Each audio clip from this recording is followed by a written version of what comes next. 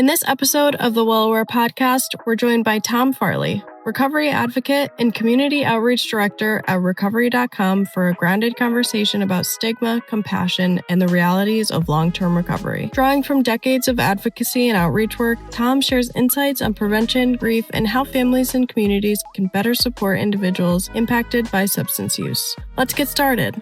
Well, hello, everyone, and welcome back to the Well Aware podcast. I'm Dr. Lauren, and I have the privilege of being the Chief Medical Officer here at Aware Recovery Care. And today I'm joined by a very special guest we've been excited about for a long time, Tom Farley, who is really just an incredible person. He's a New York Times bestselling author. He's really a bold advocate in the addiction treatment space, and he'll tell us more about his journey there. But without further ado, welcome, Tom. We're so happy to have you. Thank you. That was what a great intro. I wish my kids were listening because they just won't believe that. But no, it's really great to be here. Thank you. Thanks so much for coming. And guys, Tom has dedicated much of his career to recovery advocacy, storytelling, community outreach, really trying to destigmatize addiction and focus on helping people feel really less alone in their healing. He is the community outreach director at recovery.com, and really his work brings communities together across the country. He speaks in a lot of places, everywhere from college campuses to major conferences. And so before we really dive in, Tom, can you tell our listeners just a little bit in your own words about your role at recovery.com and what this chapter of your career looks like today? Sure. Thank you. I had met some people from recovery.com at a conference out in San Diego a couple of years ago. And I was very intrigued about this website that was trying to match people to the right treatment, because the web is a scary place. And so I love the story. And I asked the guy, well, like, that's amazing. Where are you based? And they said, well, Madison, Wisconsin, which is where I live and where I grew up. And I'm like, well, hold the phone. And I never let them out of my sight. And about 2 years ago, they bought the domain name recovery.com. And I sat down with the founders and they said, look, did it help us with our mission, trying to match people to treatment and mental health and addiction services? Yes. But it dawned on us like, oh my gosh, we just bought recovery.com. We have to honor that and be that. We have to, like, treatments like this big, and recovery is everything else. It's the rest of your life. And as soon as I heard these guys who aren't in recovery say that, these are tech people, I'm like, I have to work for you. This is my life.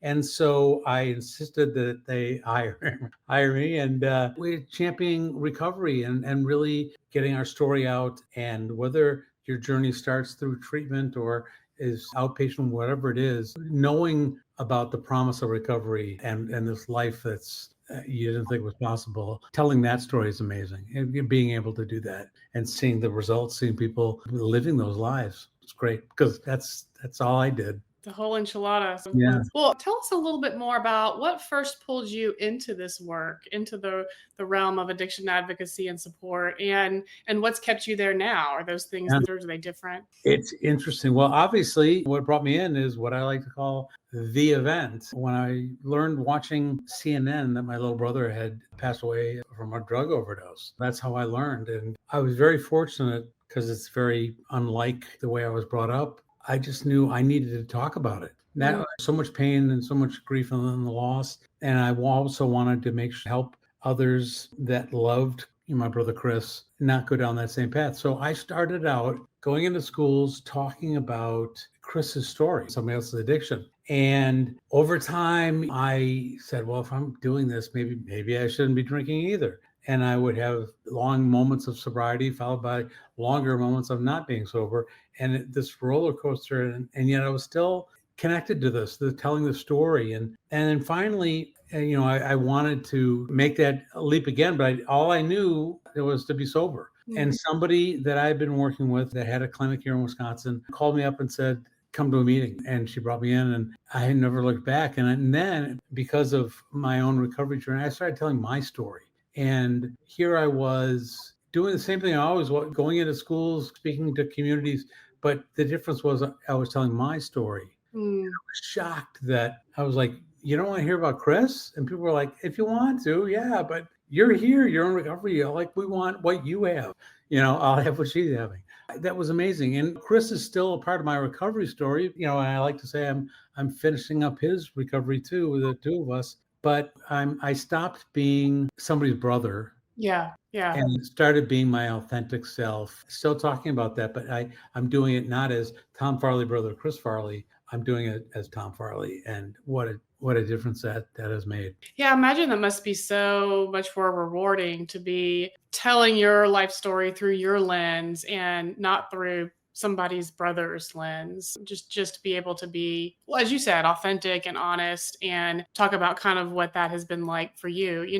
One thing I really admire about you is that you have been in the addiction advocacy space for a really long time in a lot of different capacities, whether it be the really touching memoir you wrote, whether it be speaking events. I'm super impressed with your online Instagram presence. How would you say, when you think about your length of time in the addiction space, how has your understanding of addiction itself changed over time or evolved? Talk about that a little. Yeah, it's interesting. I always thought like all I had was this lived experience, and I wanted to be around people that kind of knew the science of it all. And I've gathered that, but I also realized like I really don't need to know that. I just need to be aware of my journey and how that's changed. And I have grown and understand. I do it through my experience, and the story I used to tell way back when in my advocacy role is a lot different than it is now. People come up and tell me, it's like, I've heard you speak before, but this is completely different. It's like, yeah, because I'm farther along in my journey. I'm different. And, once more going back to Chris, it's like being able to talk about myself. I'm also able to, I've added other things to my talks in the sense that I used to talk about Chris. Now I talk about myself. And now I've started to do something I was never able to do, was talk about me as a sibling who lost somebody. Yeah, I didn't go there before, and now I'm able to do that. And one of the reasons I'm able to do that, which started by writing the book, is understanding Chris a little bit more, and also being able to separate this brother with an addiction to this brother that I love. The emotions that go with one don't have to necessarily go with the emotions I feel on the other. When you keep that person whole and the same person, like your emotions are roller coaster. One minute you feel sad about it, the loss, and sometimes you feel angry about the loss. And I needed to separate that because I've come to have a better relationship with Chris now because of this than we ever did when he was alive. That relationship still is growing, even though he's been gone for so many. So it's like you've learned, it sounds like over time, to not define him through the lens of addiction, but be able to understand addiction as a disease, and it doesn't define the things that you loved about him. I love that separation that you've been able to create. How do you think, we talk a lot about stigma in this field, and from your perspective, you've been, I don't know if you'd say lucky or unlucky enough, but to see addiction from so many different lenses, from the lens of somebody who is a family member, from a first person lens, from a supporter lens. When you look at all those different lenses, how do you see stigma showing up in everyday life with people who are impacted by substance use disorders? Well, I found this recently in the last couple of years in my own life. I was approached here in Wisconsin by somebody that said, do you ever go into prisons and talk to people in recovery, doing recovery work there? And I'm like, no. And I had done, as you say, all this work on stigma with addiction. When I was asked that, I had to ask myself, am I walking around with maybe not stigmas, but judgments and opinions about prisons and the people in them? I had to honestly answer, yeah, probably. And I wasn't comfortable with that. So I did what I do. I leaned into it and I went into the prisons. And now one of the messages when I go out and talk about that experience, I said, whether people are coming out of the prison system or just out of a treatment facility or an outpatient, there are people walking around in our communities doing amazing things. People that we wrote off, their families wrote them off. They wrote themselves off. And now here they are in recovery doing incredible stuff. We need to see that. And I saw that at that, it was going into prisons.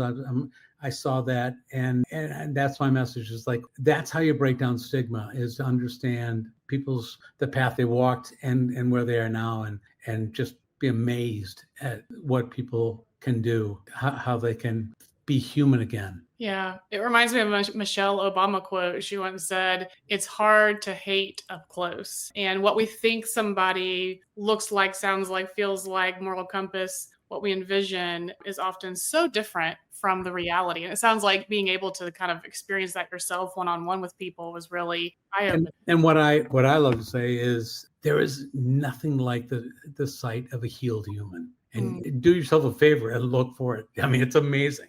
See those people. They're probably in your own family. Yeah. And let that change you. Yeah. You know, one thing I'm really intrigued by with you shared a lot of insight, I think, on humor and how humor can be both at the same time a really healthy coping mechanism and sometimes be used as a way to avoid deeper emotions. And how do you personally think about the role humor plays in healing in general? Oh yeah. Well, I mean, obviously humor is a big part of our family. On the plus side, I'm the only one. I'm the least funny in my family. They're all like professional comics, even my son now. But I was doing a retreat for the alumni in the residential treatment facility I was working at, and we had the alumni coming in telling their stories. But I heard a clinician talk about trauma and what it really was, and it dawned on me that my trauma was my family's use of humor. It was the only emotion we used. If somebody was frustrated or angry, we laughed. If somebody fell and hurt themselves, we laughed. Not to be mean or anything, we didn't like their pain, and we thought our humor could bring them out of it.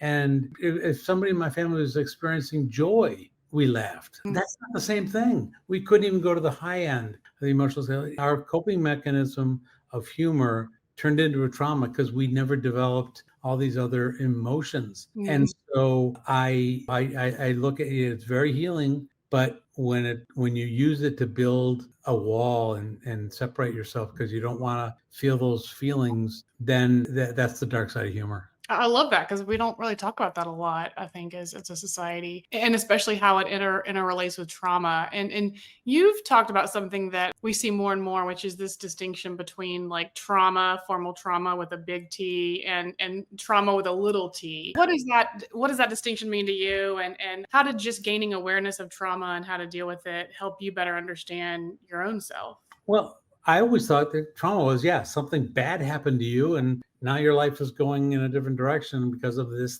thing that you either are not dealing with or you're taking years and years and years to decipher, and everything in between. And what I didn't realize, what I've come to talk about, is that we as humans are collectors of trauma. We don't even know it. We go through our days collecting everything from somebody cut us off in traffic that we want, bury it, and we don't want to deal with it, so we it's a trauma and we bury it, and they all get mashed together until it comes bubbling out, and people go, "Why are you so angry? Why did you just explode on a dime like that?" And you're like, "I don't know. You're right. It was some little thing, but that little thing, it came out of you. It wasn't just that little thing that you were dealing. It was all those other little T traumas that you had been stockpiling." And so what I've learned in the tools of recovery, I've learned how to deal with even the littlest things with rigorous honesty, be honest about it, gratitude. Something happened over here, be great.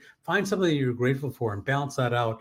And then, of course, humility and those kind of things, just like you can't control it, and let it go. And because I do that so often during the day, it dawned on me, I'm like, it's because you're experiencing these little T traumas all the time that you tried to ignore. And if you're using all these tools that you've learned in recovery, it just emphasizes the fact that there's trauma everywhere. Yeah. Yeah. And you got to let out the steam from the pressure cooker from time to time, so it doesn't. And combine our last two thoughts. Not only you have to like deal with it at that moment, but you also have to apply the right emotion to it. Yeah. Like people say, "Why are you so angry?" But I'm not. I'm frustrated. But it's coming out as angry because I don't know these emotions and how to apply them to certain things. Or why are you laughing at this beautiful event that happened? I'm like, because I can't go to this place of joy. Yeah. So it's understanding your emotions, but also dealing with them right then. And you deal with something at the moment with the right emotion. That's healing immediately. Yeah. We have a lot of families who listen, and commonly a common question we get is, I want to help my brother, my sister, my mom, but I'm afraid of saying the wrong thing. I'm afraid to start the conversation. Can you share a little bit about what you think meaningful support looks like, and even just a simple tip or two on how to broach those worries with a loved one? I've learned we all want to jump to the solution and help and save, but I tell people where you need to start by understanding where that person is. It's probably a person in deep isolation or in complete survival mode. You can't start with a solution when somebody is in those two places, probably in both those places at the same time. So they need to know that you're seeing that, and that's it. Like, I know you're just trying to survive. It's not about we don't have to talk about your behaviors because you're just trying to survive. It was almost like an unconditional emotional support, like I'm here for you. I understand things are maybe not how they appear to me even. I would say, I'm sorry to cut you off, but and I would say what helps there in what it takes is vulnerability. If you want to really help somebody, you better be really vulnerable. You got to be vulnerable too. And people need to see that. And that's hard. Yeah. You alluded to this earlier, but recovery oftentimes, when I'm watching TV, it's framed as like this end goal, like you're running this race and you get to recovery and you get the gold medal and you sit down and that's it, like you're done. But we all know it's an ongoing, lifelong process. This is a chronic disease. Can you elaborate on that thought, recovery being a longer process, and maybe share what you wish people better understood about that? Yeah, I think it comes down to this notion of this misunderstanding between recovery and sobriety. People, I'm sober, that means I'm in recovery. No, you've just, as I like to say, I'm not in recovery to be sober. I just know that I needed the clarity of sobriety to deal with all this other stuff. A lot of people, they clear out the addiction and they're say, all right, I don't have that anymore, so here I am. It's like, no, it's kind of like I'm this crazy person and sometimes I got to manage that with all these drugs or behaviors. But if I clear the decks of those things, I can be this crazy person. It's like, no, maybe you're still not that. That's not your authentic self. You still got work to do. I'm still digging out from this person that I created for the world that I thought I needed to be. And it started out like, here's who I think people want me to be and I want to be. And so I was giving people that. And then I became, as I said before, somebody's brother. I had that piled on top of me. So digging out from those two things to find my authentic self and where I really feel comfortable. And sometimes that is one of my favorite things, is not losing kind of the otherness that makes that authentic self. Don't be embarrassed by that or try to hide it. Like, understand it, own it, and show people that. And with the message of like, I want to see you, like, show me your otherness too. Like, that's where life gets really fun and interesting. So like let's celebrate the differentness. The same can be boring sometimes. Well, this is, as we're wrapping up here, I always ask people the same question at the end, which is if we have a listener, someone out there who feels alone or unsure of where to turn with substance use disorder, whether directly or indirectly affecting them, what's one thing you want them to hear or take away from our conversation? I want them, and I've learned this now working at this tech company that is trying to give all these resources and knowledge. I tell people is to have ownership of this, gain agency over this. A lot of people, when they go in, if they go through the path through treatment, you're pushed into treatment. Your family says you need it. Your doctor says you need it. You've told yourself I need it, and you kind of surrender a little bit, but you're still pushed. Recovery is this pull of this promise of like, this is your life. So understand it, have ownership, and the success. We realize it's your life. You're not a drift on the sea anymore, or a victim. Like, no, I get this, and and see out this promise of recovery out in front of you. And like, I want that. And the only way I'm going to do it is to understand it and have agency. And I know all these people want to help me, but the first person that needs to help me is me. Well, thank you so much for joining us today in this conversation. Your perspective is so inspiring, and I think this episode will be so impactful for our listeners. And for our listeners, where else can they find you to learn more about your work with recovery.com, other than recovery.com, which is amazing? Oh, there's so much stuff, and it's great because I'm starting to write articles and Substack that goes out. I love that they're just giving me like this, use your voice, use your crazy voice. But, and I'm doing a lot of stuff on LinkedIn. So find me on LinkedIn. Just my little take on recovery it's been fun. Look on the resources tab of recovery.com, and LinkedIn. You can just find me on LinkedIn. I think it's Thomas Farley. Much more important when I created the account. I don't know. Or serious, Thomas. Yeah, exactly. I was in banking, back then. Good Lord. I love it. Well, that's all for our episode of the Well Aware podcast today. Thank you so much for tuning in. And if you haven't already, don't forget to subscribe. We're available everywhere you get your podcast. Take care until next time. Thank you for having me. Thanks for coming. Yeah.